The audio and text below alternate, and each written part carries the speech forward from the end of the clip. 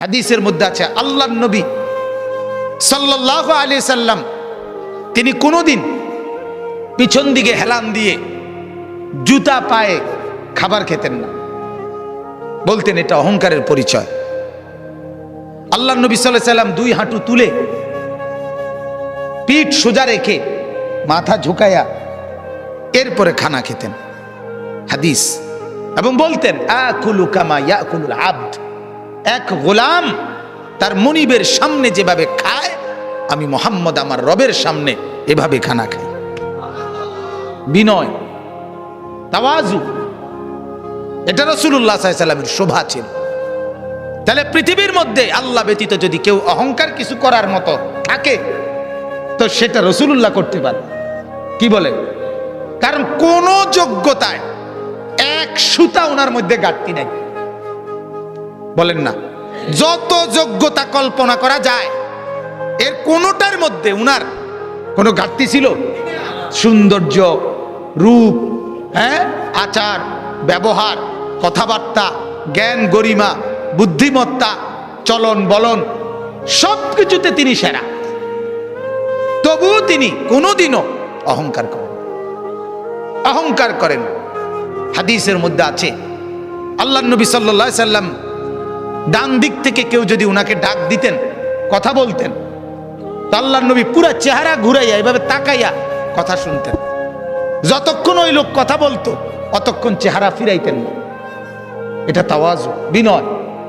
এমন না যে সামনের দিকে তাকাইয়া আছে, ওই বেটারে বলছে হ্যাঁ কবে না শুনতে আসি, তো এমন হয় না আমাদের। আল্লাহ রাসূল এটা করতেন না। কেউ হাতে মুসাফা করছে, নবীজি কখনোই নিজের হাত টেনে নিতেন না। ওই লোক যখন হাত ছাড়াইতো তখন ছাড়তেন। তাওয়াজু, বিনয় ছিল। তাহলে এই জন্য ভাইয়া অহংকার যে করবে না, আল্লাহ বলেন আমার জান্নাত তার জন্য। অহংকার কাকে বলে? আল্লাহর নবী বলছে দুই জিনিসকে। কয় জিনিসকে বলেন? এক নাম্বার বাতারুল হক, যত কিছু হক শরীয়তের বিধিবিধান এর যে কোনো একটাকে অবজ্ঞা করা, ফেলে দেওয়া, পরিত্যাগ করা, নিজের জীবন থেকে বাতিল করে দেওয়া, এটাই অহংকার। এই লোকটাই অহংকারী। এজন্য যত যুবক, যত মুসলমান নামাজ পড়ে না, সেজদা করে না, এরা অহংকারী। কারণ এটা হক, সত্য বিধান ইসলামের, এইটাকে সে অস্বীকার করছে, অবজ্ঞা করছে। এই অহংকারী। যত শুদ্ধ কথাই বলুক, ডিগ্রি 18 কিসিমের ডিগ্রি লোক, কথা বুঝেন, সে আপনার অভদ্র। সেজদাবিহীন কোনো মানুষ ভদ্র হইতে পারে না। নামাজবিহীন কোনো সন্তান, কোনো মানুষ ভদ্র হইতে পারে না, হতেই পারে না, হতেই পারে। আল্লাহ ইবলিসের পরিচয় বলছে কোরআনে। আল্লাহ বলছে ইবলিসকে জানো? ইবলিস সে যে সেজদাকারীদের অন্তর্ভুক্ত ছিল না। লাম ইয়াকুম মিনাস সাজিদিন, সেজদাকারী নয় যে, তার পরিচয় ইবলিস। অতএব দোস্ত, তুমি তোমার পরিচয় ঠিক করো। তুমি মানুষ কিনা না ইবলিস, সেজদার ভিত্তিতে প্রমাণ হন, সেজদার ভিত্তিতে প্রমাণ হন। ফারকু মা বাইনানা ওয়া বাইনাল কুফরি আস-সালাহ। আল্লাহর নবী বলেন আমি আর আমরা, ঈমানদার আর বেঈমান, পার্থক্য নামাজ। কি? নামাজ, সালাত, নামাজ। আমি প্রায় বলি আগা কাটা না। আগা কাটলে মুসলমান, আগা না কাটলে মুসলমান না। না, আগা কাটার ভিত্তিতে কি না মুসলমানের হিসাব কিতাব। ওইটা একটা সুন্নত আমল, এটা একটা জরুরি আমল। কিন্তু মুসলমান আর বেঈমানের পার্থক্য সেজদা। কি বলেন না? সেজদা, সেজদা, নামাজ। প্রত্যেকটা বিধান।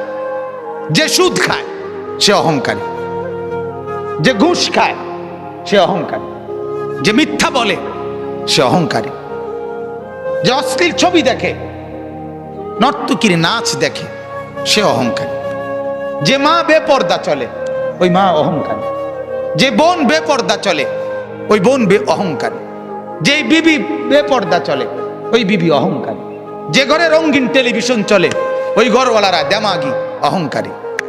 আর আল্লাহকে পরোয়া করেন। আর আল্লাহকে মূল্যায়ন করে না।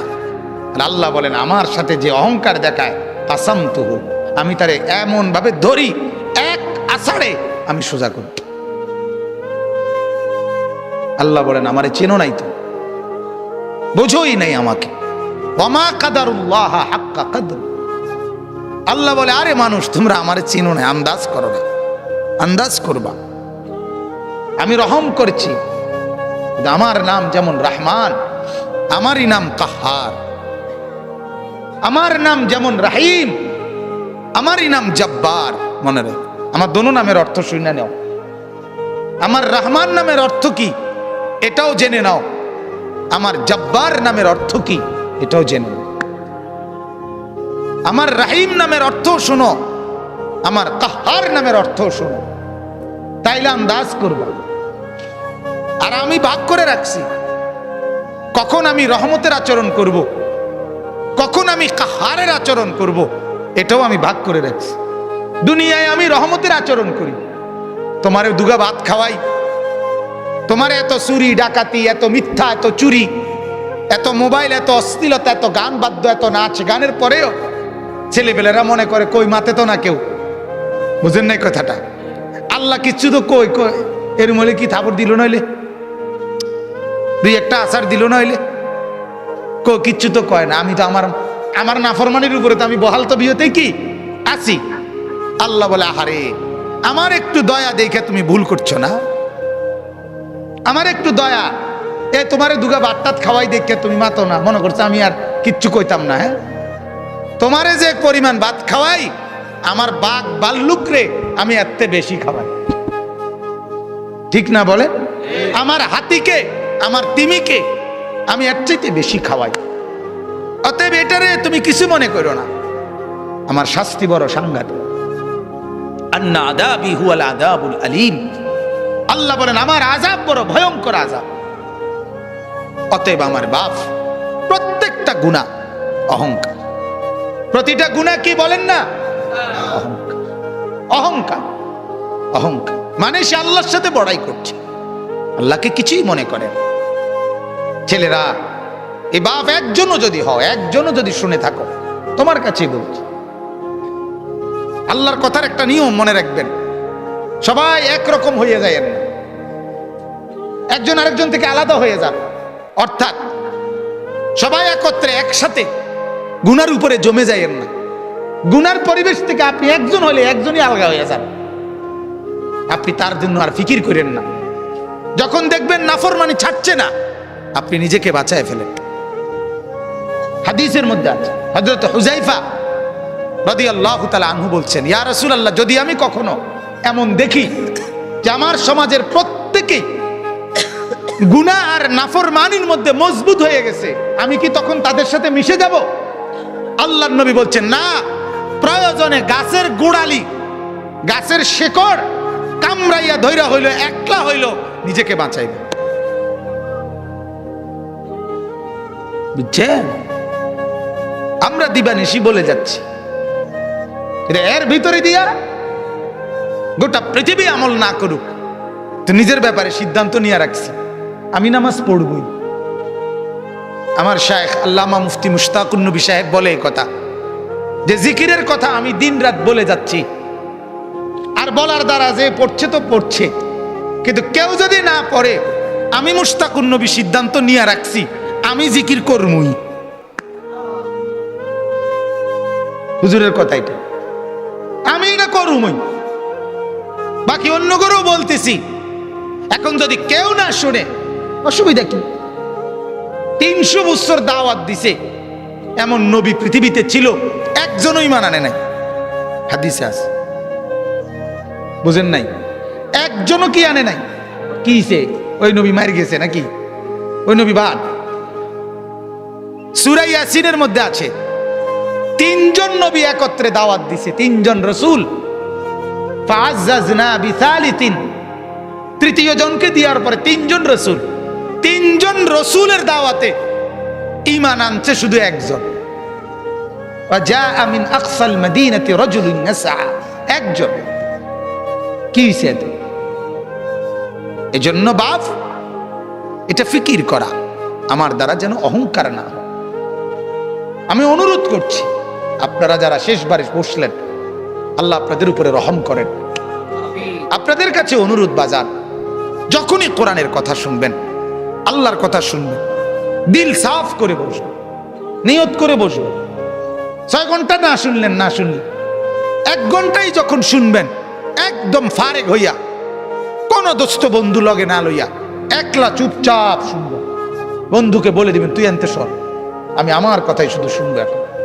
দেখবেন এতে ফায়দা হয়, এতে ফায়দা হয়, উপকার হয়।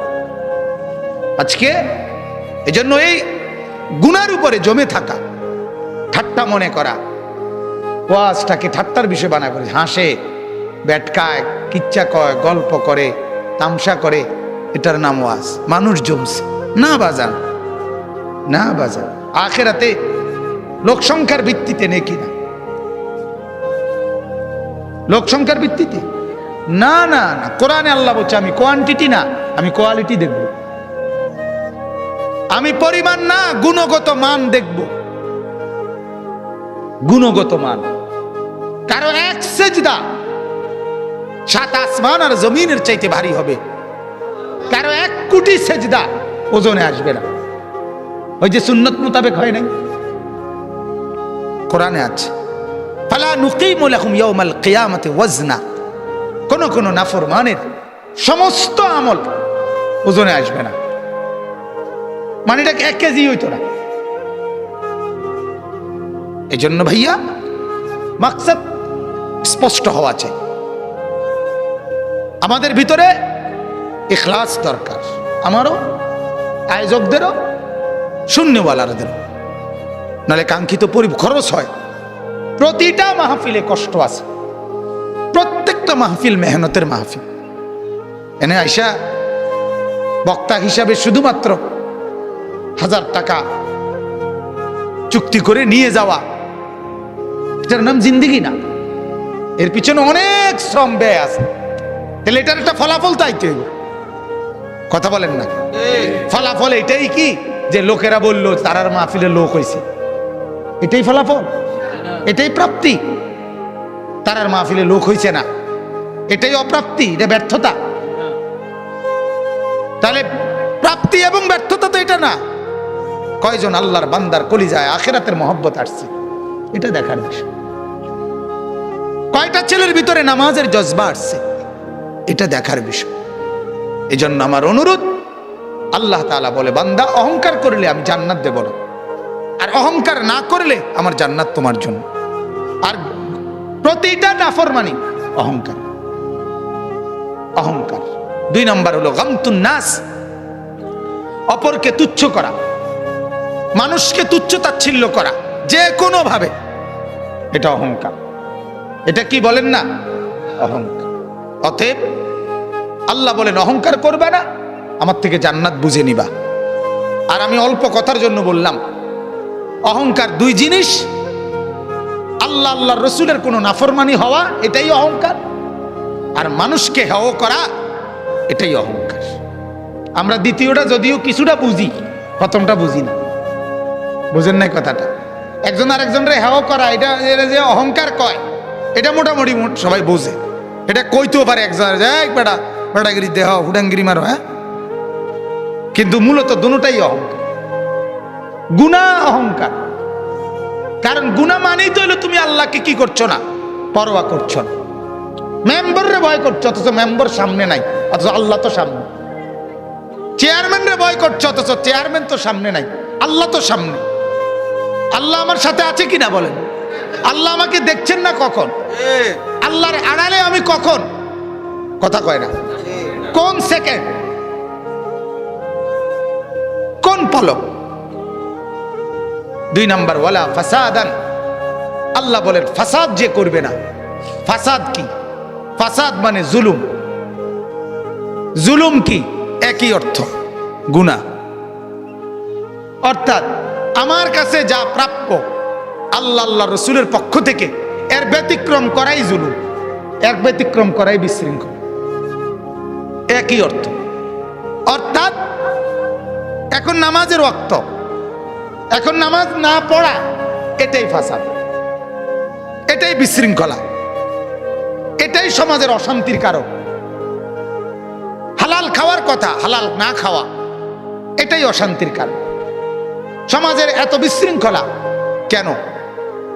কেন? পঞ্চম শ্রেণীর ছাত্রী ধর্ষিতা, সপ্তম শ্রেণীর ছাত্র ধর্ষক, নির্যাতনকারী, নাউজুবিল্লাহ।